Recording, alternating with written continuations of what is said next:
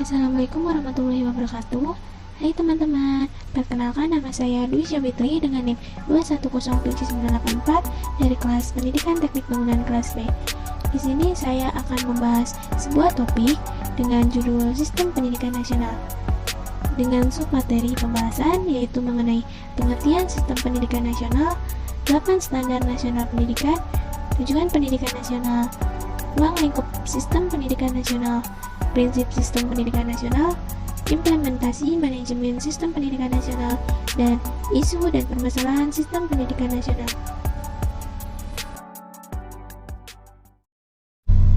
Sistem Pendidikan Nasional berdasarkan Undang-Undang Nomor 20 Tahun 2003 Pasal 1 Ayat 3 tentang Sistem Pendidikan Nasional atau UU SPN yang berisi Sistem Pendidikan Nasional adalah keseluruhan komponen pendidikan yang saling terkait secara terpadu untuk mencapai tujuan pendidikan nasional. Komponen pendidikan tersebut merupakan unsur-unsur yang dibutuhkan untuk terrealisasinya proses pendidikan. Unsur-unsur penyelenggaraan pendidikan meliputi 8 standar nasional pendidikan, yaitu standar kompetensi lulusan atau SKL, standar isi, standar proses, standar penilaian, standar pendidik dan tenaga kependidikan, standar sarana dan prasarana, standar pembiayaan, dan standar pengelolaan. Tujuan pendidikan nasional, yakni apapun yang dilakukan dalam mengelola standar nasional pendidikan selalu diarahkan pada pencapaian satu tujuan yang sama, yaitu pencapaian tujuan pendidikan nasional.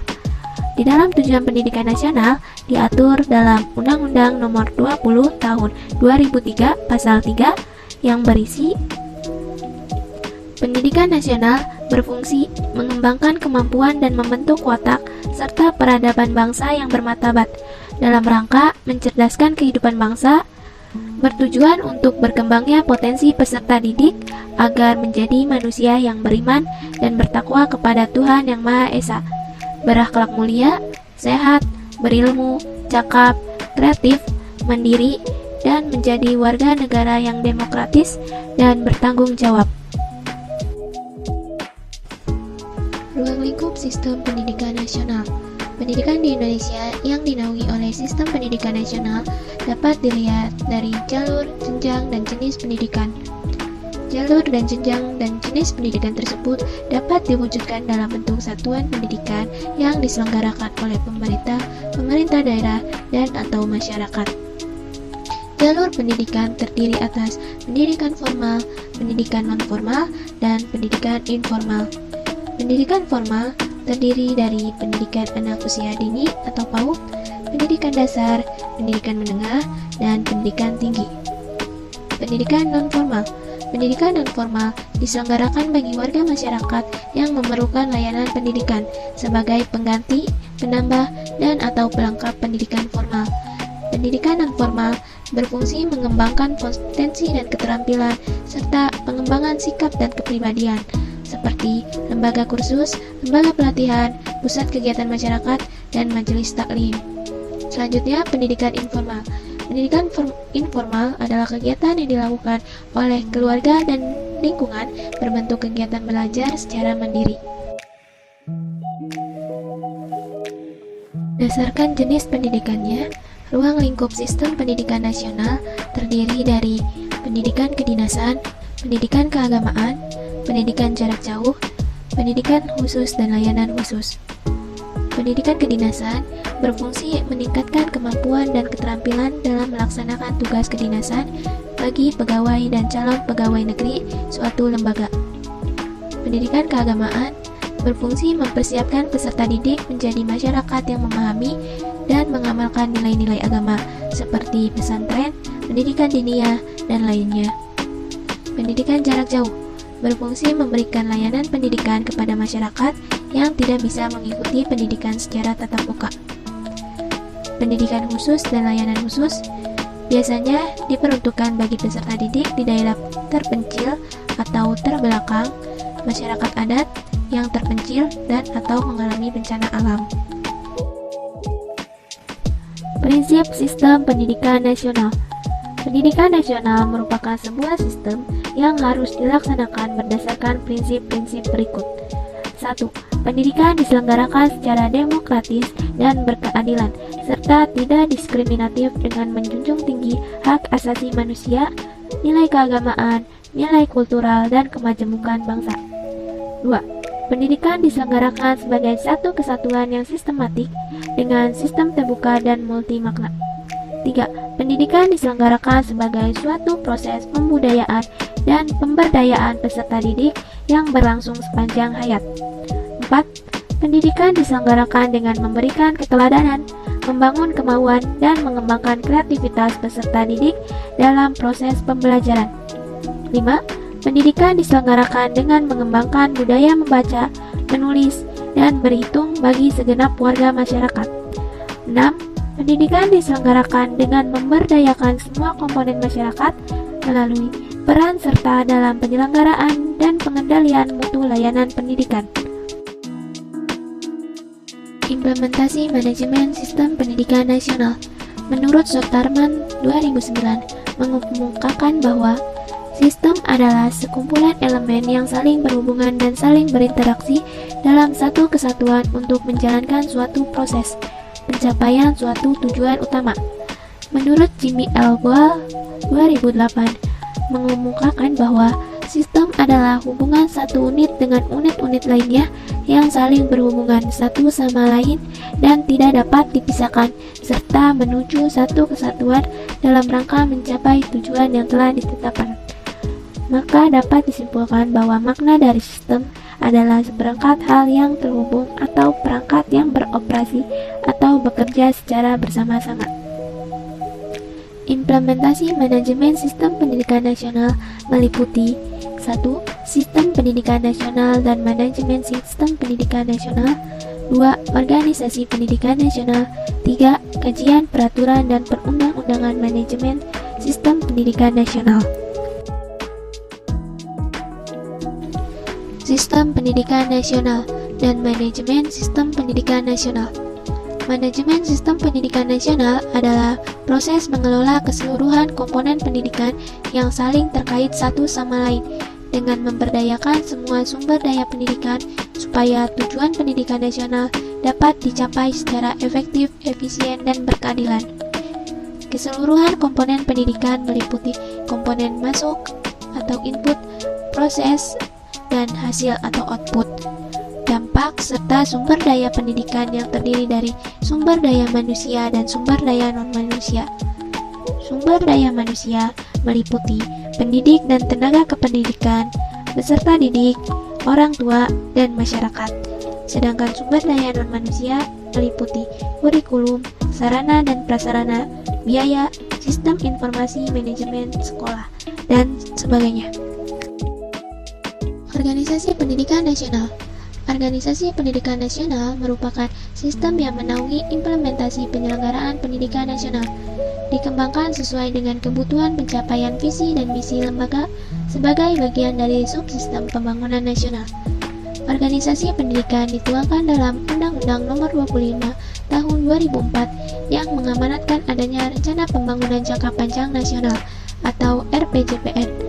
Lingkup RPJPN 2005 hingga 2025 terdiri dari 9 bidang pembangunan, yaitu meliputi bidang sosial, budaya, dan kehidupan beragama, bidang ekonomi, bidang ilmu pengetahuan dan teknologi, bidang politik, bidang pertahanan dan keamanan, bidang hukum dan aparatur, bidang pembangunan wilayah dan tata ruang, bidang penyediaan sarana dan prasarana, serta bidang pengelolaan sumber daya alam dan lingkungan hidup.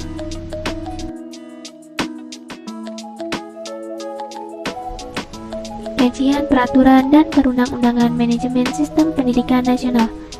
Dalam Undang-Undang Nomor 20 Tahun 2003 tentang Sistem Pendidikan Nasional Bab 14 tentang pengelolaan pendidikan, sistem pendidikan nasional dikelola dengan sistem pembagian jenjang pendidikan. Pengelolaan pendidikan memiliki makna yang sama dengan manajemen pendidikan. Menurut Undang-Undang Nomor 23 Tahun 2014 tentang pemerintahan daerah juga telah mengatur mengenai pengelolaan pendidikan. Sebagaimana diatur pada pasal 12 ayat 1, disebutkan bahwa urusan pemerintah wajib yang berkaitan dengan pelayanan dasar sebagaimana diatur pada pasal 11 ayat 2 meliputi pendidikan, kesehatan, pekerjaan umum, dan penataan ruang, perumahan rakyat dan kawasan permukiman, ketentraman, ketertiban umum, dan perlindungan masyarakat, serta sosial. Isu dan permasalahan sistem manajemen pendidikan nasional dibagi menjadi 4 kelompok permasalahan. Yang pertama, isu dan permasalahan pada tingkat nasional. Kedua, isu dan permasalahan sistem pendidikan pada tingkat kabupaten atau kota dan provinsi. Yang ketiga, masalah sistem pendidikan secara umum. Dan yang keempat, isu dan permasalahan sistem pendidikan di satuan pendidikan. Isu dan permasalahan pada tingkat nasional. Pada tahun 2010, Kementerian Pendidikan Nasional melakukan reformasi sistem pendidikan nasional yang dilatar belakangi oleh munculnya ketidakpuasan masyarakat terhadap pelayanan pendidikan sebagai bagian dari bidang sosial. Hal ini dinilai oleh Menteri Pendidikan Nasional sebagai masalah yang serius, sehingga memunculkan reformasi Kemdiknas. Adapun yang termasuk reformasi birokrasi sejak tahun 2010 adalah reformasi yang berorientasi pada perbaikan kondisi internal yang diistilahkan dengan reformasi birokrasi. Reformasi yang berorientasi pada perbaikan layanan kepada pihak eksternal yang diistilahkan sebagai reformasi layanan. Reformasi birokrasi Kemdiknas meliputi 1. Penguatan organisasi, pembenahan ketatalaksanaan, penataan dan penguatan sumber daya manusia, reformasi layanan satuan pendidikan, reformasi layanan peserta didik, reformasi layanan pendidikan dan tenaga kependidikan, reformasi layanan dan substansi pendidikan. Isu dan permasalahan sistem pendidikan pada tingkat kabupaten atau kota dan provinsi. Pertama, jarak akses ke sekolah jauh dan sarana dan prasarana yang tidak memadai, distribusi guru yang tidak merata, budaya pendidikan masih rendah, dan rendahnya partisipasi pendidikan di daerah tertinggal. Beberapa masalah tersebut biasa kita temui pada pendidikan yang berada di daerah khusus, yaitu daerah terdepan, terluar, dan tertinggal. Hal ini dikarenakan situasi dan kondisi pendidikan di daerah khusus ada dalam kondisi yang tidak normal, semisal cuaca ekstrim, transportasi yang sulit atau mahal, infrastruktur yang belum memadai, seperti tidak adanya listrik, sinyal, air bersih, jalan untuk kendaraan, dan sebagainya.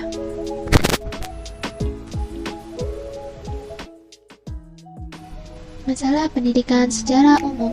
Yang pertama, pengelolaan pendidikan dijadikan alat bagi oknum ketika masa pemilu kepala daerah. Kedua, kapasitas sumber daya manusia yang ditugaskan untuk mengelola dan menyelenggarakan pendidikan di daerah kurang kompeten atau tidak sesuai dengan bidang keahliannya. Yang ketiga, kondisi daerah yang kurang sejahtera. Hal ini bisa dikarenakan pendapatan asli daerah yang kecil atau karena salah dalam mengelola anggaran daerah. Yang keempat, tidak berjalannya umpan balik sistem untuk perbaikan dan peningkatan sistem pendidikan.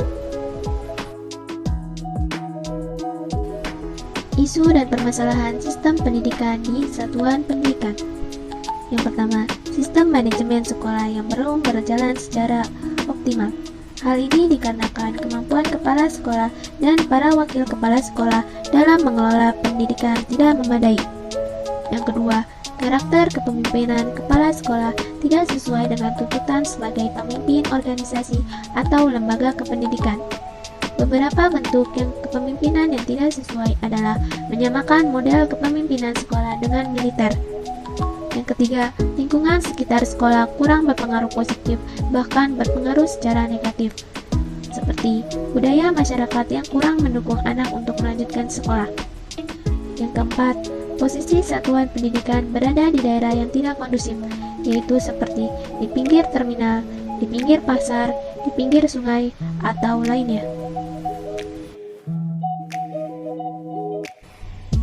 Jadi, isu dan permasalahan merupakan suatu hal yang saling berkaitan satu sama lain.